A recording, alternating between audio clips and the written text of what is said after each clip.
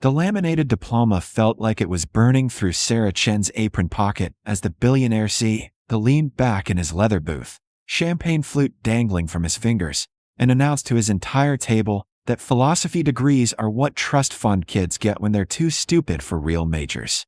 72 hours earlier, Aurelius occupied the top floor of Chicago's Prudential Plaza, where getting a reservation required 6 months of advance notice and a willingness to spend an average of $400 per person. The restaurant existed in a realm beyond ordinary dining. Hand-painted Portuguese tiles lined the entryway, leading into a dining room where baccarat crystal chandeliers cast prismatic light across tables dressed in Italian linen. Floor-to-ceiling windows framed Lake Michigan like a living painting, while the air carried the scent of black truffles, aged Barolo, and the particular hush that only extreme wealth could purchase. Sarah Chen moved through this world like a shadow, 24 years old, but carrying herself with the exhaustion of someone twice that age. Her uniform was regulation perfection.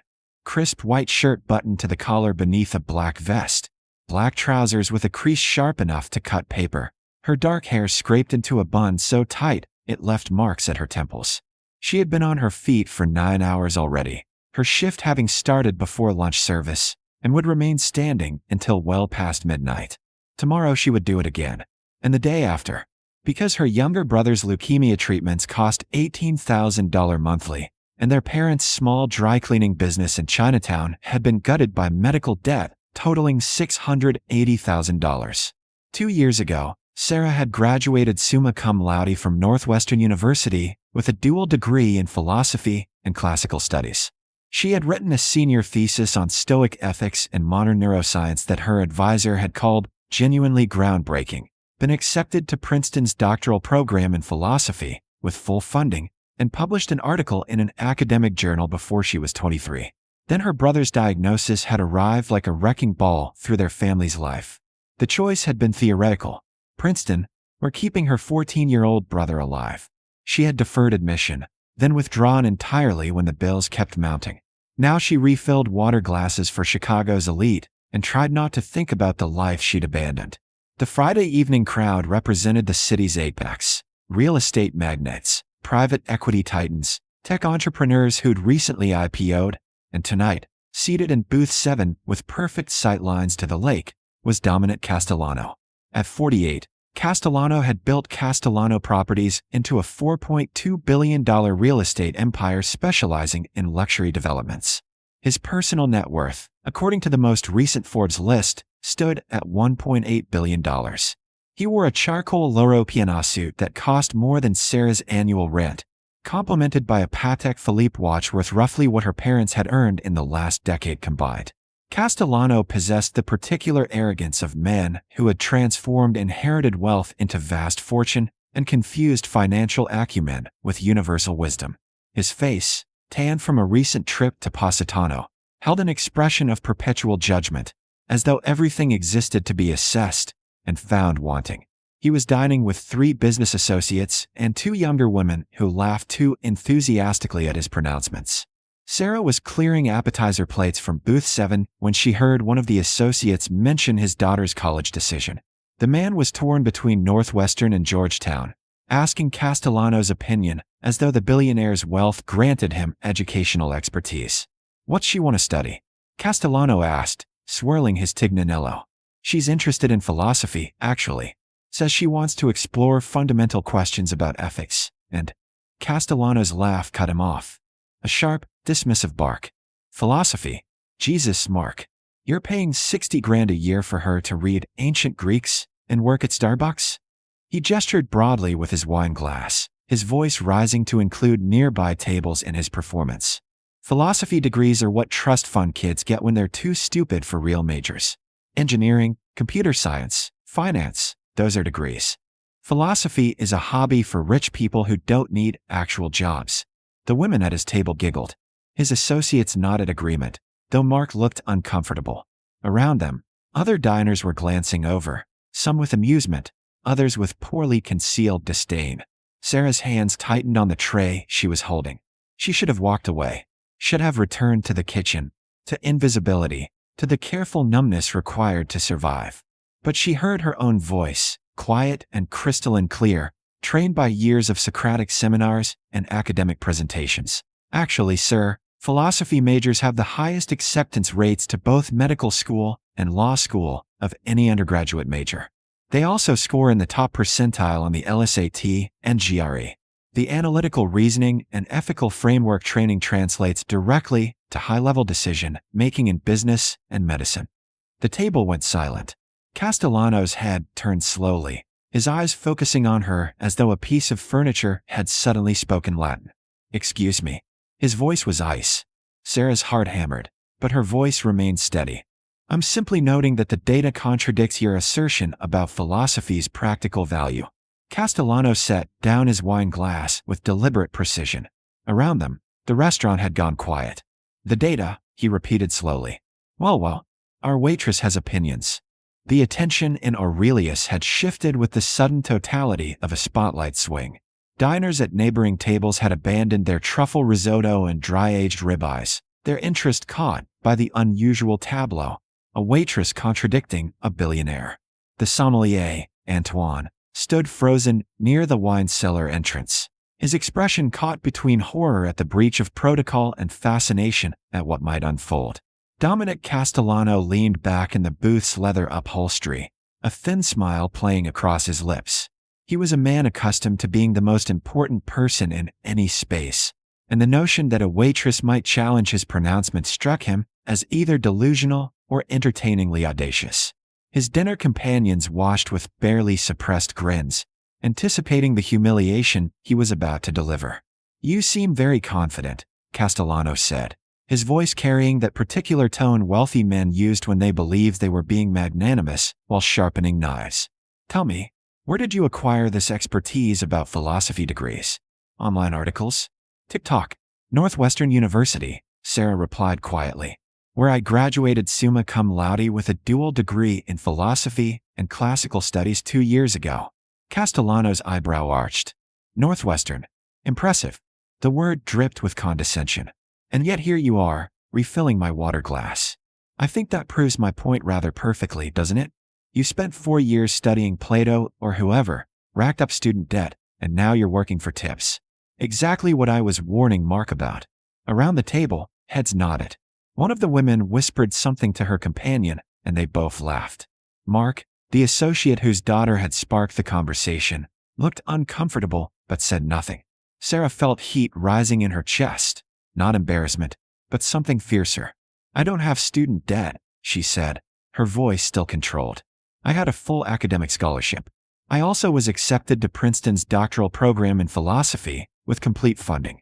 I withdrew to cover my brother's leukemia treatments, which cost more monthly than your watch is worth." The smile froze on Castellano's face. The table went very quiet. "My parents own a dry cleaning business in Chinatown," Sarah continued, the words flowing now like water through a broken dam. "Insurance covered 60% of my brother's care. The rest, $680,000 in climbing, fell on them. I work here because my 14-year-old brother deserves to live more than I deserve to study epistemology. That's not a failure of my degree's value. That's America's healthcare system." The silence in the restaurant was absolute. Several women at nearby tables had tears in their eyes. Antoine the sommelier was staring at Sarah with undisguised shock. Even Castellano's companions looked stricken, their amusement evaporated.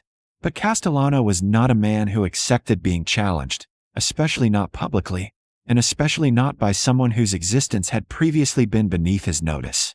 His jaw tightened, and when he spoke again, his voice had lost all pretense of charm. "Very touching. Truly. But let's be honest. If philosophy was actually useful, actually valuable, someone would have hired you for something better than serving my dinner. The market speaks. And the market says your degree is worthless, no matter how many sob stories you attach to it." He turned to Mark, dismissing Sarah entirely. "Send your daughter to business school. Trust me." Sarah stood holding the empty tray, her hands trembling now with suppressed rage. She had spent 2 years swallowing condescension, enduring invisibility, accepting that her education and intelligence didn't matter in the world of practical survival. But something in Castellano's casual cruelty had finally broken through her careful defenses. "You want to know what philosophy teaches?" she said, her voice low but carrying clearly in the silent room. It teaches you to examine and proven assumptions, to question authority based on reasoning rather than status, to recognize logical fallacies. She met Castellano's eyes directly. You've just committed the appeal to wealth fallacy, assuming that because you're rich, your opinions about education must be correct. You've also employed circular reasoning. Philosophy is worthless because philosophy majors can't find good jobs, and the evidence that they can't find good jobs is that I'm a waitress, and the reason that proves philosophy is worthless is that I have a philosophy degree. She paused. In formal logic, we'd call that begging the question. In regular English, we'd call it terrible reasoning. But you wouldn't know that, because you probably studied business, which apparently doesn't require understanding basic logic. Castellano's face had progressed from tan to deep red. His hands gripped the table edge, knuckles white. Around them, the restaurant held its collective breath. You're fired, he said flatly. I'll speak to the owner. You don't talk to customers like that, and keep your job. Antoine stepped forward, his professional instincts finally overriding his shock. Mr. Castellano, perhaps we should. I'm a 30% investor in this restaurant, Castellano interrupted, not looking away from Sarah. Consider it done. He owned part of Aurelius. Sarah hadn't known that. Her stomach dropped as the full implications crashed over her. No job meant no income. No income meant her brother's next treatment would be delayed. Delayed treatment meant. She couldn't finish the thought. Sarah stood perfectly still, the empty serving tray gripped in her hands, her mind racing through catastrophic calculations. Rent due in 8 days, her brother's treatment scheduled for next Wednesday. The grocery money she'd been carefully rationing. The restaurant around her felt suddenly unreal, the glittering chandeliers and wealthy diners like a stage set about to collapse. Castellano pulled out his phone with smug satisfaction, clearly intending to call the owner immediately. His companions avoided eye contact with Sarah, embarrassed witnesses to an execution. Then Mark, the associate whose daughter had sparked the entire conversation, cleared his throat. Dom, I don't think you want to do that. His voice was quiet but firm. Castellano looked up, irritation flickering across his features. Excuse me. I'm just saying. She defended philosophy majors by demonstrating exactly the kind of analytical thinking you claim the degree doesn't teach. And she did it while you were actively trying to humiliate her. Mark's voice grew stronger. My daughter's going to ask me about this dinner. She's interested in philosophy because she wants to think deeply about ethics and justice. What do I tell her? That I watched a brilliant woman get fired for standing up to a bully. One of the women at the table spoke up, surprising everyone. He's right. Honestly, that was horrible, Dom. She's working to save her brother's life. And you called her degree worthless? Castellano's expression darkened. She was insubordinate. Disrespectful. You don't contradict customers, especially not rich ones. The woman's voice had an edge now. I have a philosophy degree from Yale. I'm the chief ethics officer at Northbrook Medical. I make $280,000 a year specifically because I can analyze complex ethical situations and spot logical fallacies in proposed policies. Are you going to tell me my degree is worthless too? The second woman added quietly. I was a philosophy major at Barnard. I'm a federal prosecutor now. Castellano stared at them, his phone still in his hand, looking for the first time like a man who had miscalculated badly. From across the restaurant, an older gentleman in an impeccable Seville rose suit approached booth 7. He was perhaps 70, with white hair and the calm assurance of real power. Sarah recognized him vaguely. He dined at Aurelius monthly, always alone, always courteous to staff. Forgive the interruption, he said, his voice cultured and precise. I couldn't help overhearing. I'm Robert Harding. I run the Harding Foundation. We fund educational initiatives in Chicago. He turned to Sarah. Miss, that was the clearest explanation of informal logical fallacies I've heard outside an academic conference. Where did you say you study? Northwestern, Sarah managed, her voice unsteady. Philosophy and classical studies. And you were accepted to Princeton's doctoral program? Yes, sir. I deferred, then withdrew. Harding nodded slowly, then looked at Castellano with an expression of profound disappointment. Dom, we've known each other for 15 years. I've watched you build an empire, and I've generally respected your business acumen.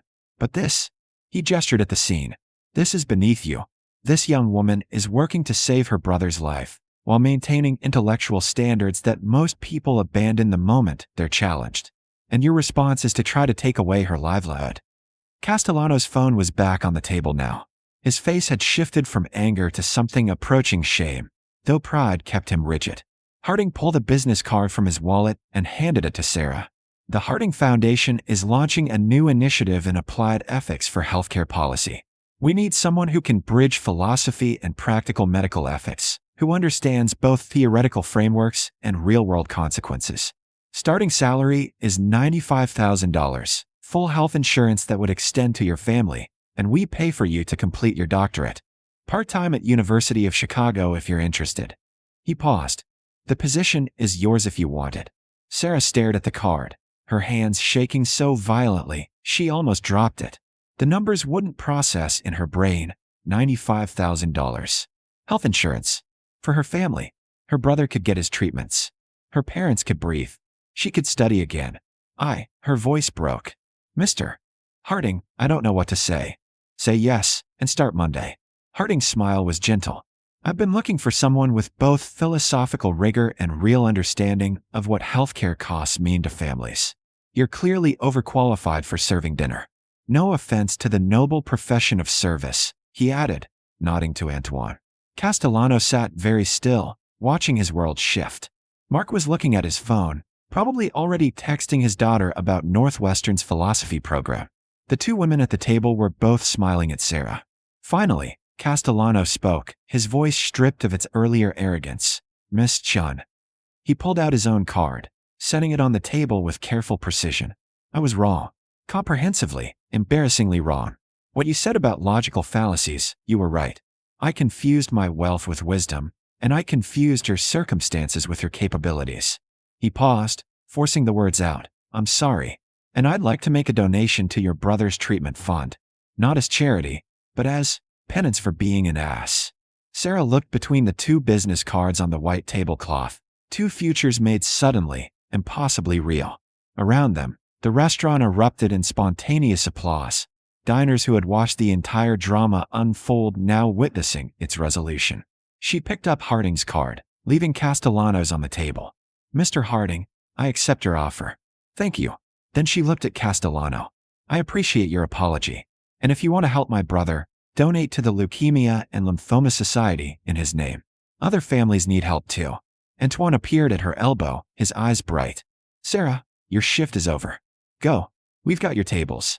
Sarah Chen walked out of Aurelius at 8:43 p.m., 5 hours before her shift was supposed to end. She walked out with Robert Harding's business card in her pocket, a phone full of congratulatory texts from coworkers, and the absolute certainty that her philosophy degree, that carefully cultivated ability to think clearly, argue precisely, and stand firm in pursuit of truth, had finally been worth every moment she'd spent earning it. 3 days later, she started work at the Harding Foundation. 6 months after that, her brother's scans came back clear. And on the night she defended her doctoral dissertation at University of Chicago 4 years later, both her parents and Robert Harding sat in the front row, watching her prove once and for all that some things cannot be measured in dollars, only in the depth of thought they inspire.